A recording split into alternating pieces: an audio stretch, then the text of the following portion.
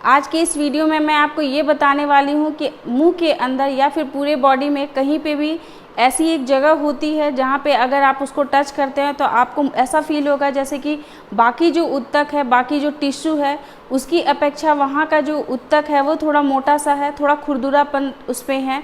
Colour जो है वो कोई भी हो सकता है, वाइटिश टाइप के कलर भी हो सकते हैं, ब्लैक टाइप के कलर हो सकते हैं, या पेल ऑफ टाइप कलर होता है वैसा भी हो सकता है। तो इसे हाइपरकेराटोसिस कहते हैं। ये हाइपरकेराटोसिस क्या होता है, कितने टाइप्स के होते हैं और इसके क्या क्या रीज़न होते हैं, आज के वीडियो में मैं आपको यही बताने वाली हूँ।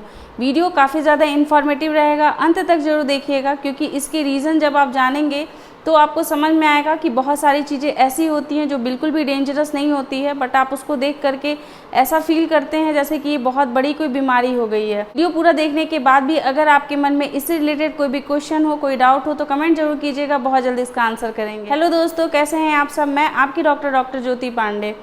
जब भी कभी मुंह के अंदर या फिर पूरे बॉडी में कहीं पे भी जब आप उसको टच करते हैं, फील करते हैं, तो ऐसा महसूस होता है कि कहीं की जो स्किन है वो थोड़ी मोटी मोटी टाइप से हो गई है, थोड़ी खुरदुरी हो गई है। बहुत सारे मॉइस्चराइज़र वगैरह यूज़ करने के बाद भी अगर आपके साथ भी ऐसा कुछ हो रहा है तो ये जो है इसे हाइपरकेराटोसिस कहते हैं। ये हाइपरकेराटोसिस जो है वो कई टाइप्स के होते हैं। इसमें जैसे कि प्रेशर रिलेटेड हाइपरकेराटोसिस भी होता है, नॉन प्रेशर रिलेटेड भी हाइपरकेराटोसिस होता है। मैं आपको ओवरऑल जो है उसके बारे में बता रही हूँ। इसके जो है वो कई सारे रीज़न हो सकते हैं। रीज़न को जानने से पहले ये जानते हैं कि ये हाइपरकेराटोसिस जो है वो कहाँ कहाँ पर पाया जाता है। तो ये आपको ओरल कैविटी में, आपके हाथ पे, पैर पे, पूरी बॉडी पे, कहीं पे भी, इवन आपके नाखून के ऊपर भी ये हाइपरकेराटोसिस जो है वो दिख सकता है। हाइपरकेराटोसिस आखिर बनता क्यों है, रीज़न को समझते हैं। सबसे पहले हाइपरकेराटोसिस के अंदर एक वर्ड है, वो होता है केराटिन।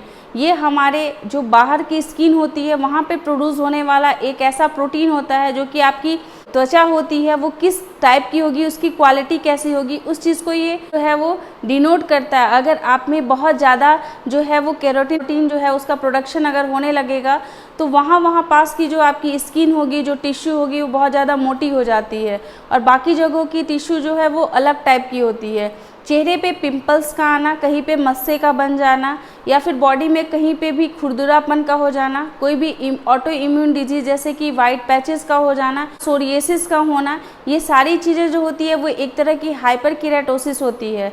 हमारे मुंह के अंदर पाया जाने वाला जो लाइकेन प्लैनस होता है, जिसको देख कर के बहुत ज़्यादा डरते हैं लोग, वो भी एक तरह का हाइपरकेराटोसिस ही होता है।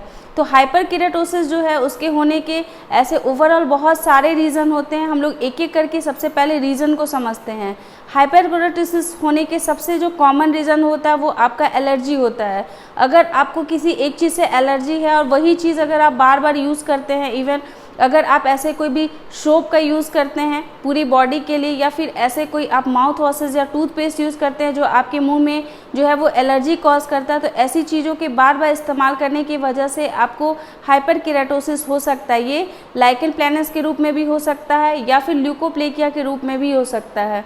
अगर कोई भी कहीं पे बार बार से चोट लगता है, कोई फ्रिक्शन होता है, तो फ्रिक्शन की वजह से भी हाइपरकेराटोसिस होते हैं। जैसे कि आपके जब भी लास्ट का विजडम टूथ निकलता है तो वहाँ पे अक्सर आपके ऊपर के जबड़े जब नीचे वाले दांतों के ऊपर बैठते हैं तो बीच में जो है वहाँ पे मसूड़े आ जाते हैं। इसकी वजह से, वहाँ पे फ्रिक्शन की वजह से, वहाँ की जब टिश्यू को आप टच करते हैं तो वो मोटा सा फील होता है, वो वाइटिश कलर का या फिर ऑफ वाइट कलर का दिखाई देता है। ये भी एक तरह का हाइपरकेराटोसिस ही होता है। अगर किसी को बार बार इन्फ्लामेशन होती है, बार बार स्वेलिंग होती है, ड्यू टू बहुत सारे रीज़न हो सकते हैं, चिक बाइट की वजह से हो सकती है, या फिर कोई भी ऐसे इरिटेंट यूज़ करने की वजह से, बर्निंग सेंसेशन होने की वजह से, कोई भी ऐसी इन्फ्लामेशन जो क्रोनिक वे में होती है तो उसकी वजह से भी हाइपरकेराटोसिस कॉज हो सकता है। या फिर अगर बहुत ज़्यादा जो लोग धूप वगैरह में काम करते हैं और सन का एक्सपोजर अगर डायरेक्ट उनके लिप के ऊपर होता है, या फिर ऐसा कोई भी सेंसिटिव पार्ट लाइक आपके आँख का एरिया होता है, आपका कान का एरिया होता है और आपका लिप का एरिया बहुत ज़्यादा फेस का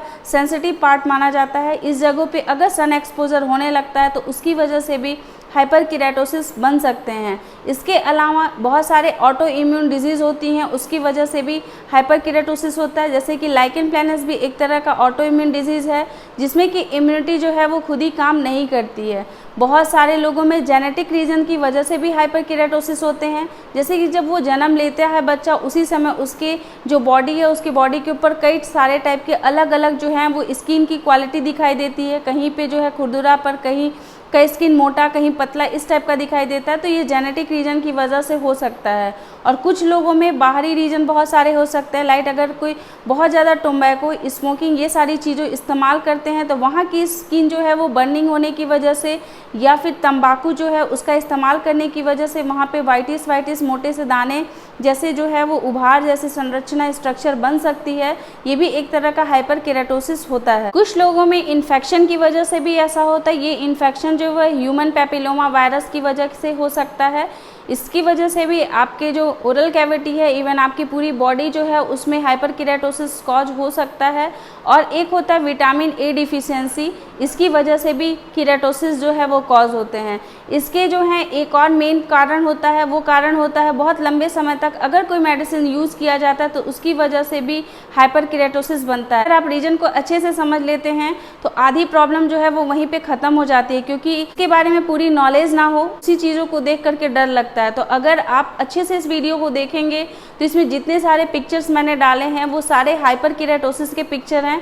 और मोस्ट ऑफ द केसेस में पेशेंट जो हैं वो डर जाते हैं कि ये क्या हो रहा है, ये वाइट कलर है, यहाँ की स्किन मोटी हो गई है, खुरदुरी हो गई है। कोई डरने की बात तो नहीं है। तो आई होप कि आपको इतने सारे पिक्चर्स जो मैंने डाले हैं वो आपके लिए हेल्पफुल रहेगा।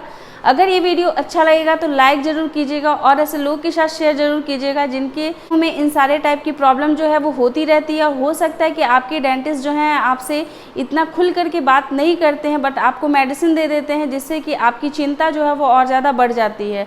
तो इस वीडियो को जितना ज़्यादा हो सके शेयर कीजिएगा। आपके साथ हर छोटे से छोटे इन्फॉर्मेशन को शेयर करते रहेंगे, लाते रहेंगे नए नए वीडियोस। तब तक के लिए अपना ख्याल रखिएगा, अपने आसपास के लोगों का ध्यान रखिएगा। Take care, bye bye.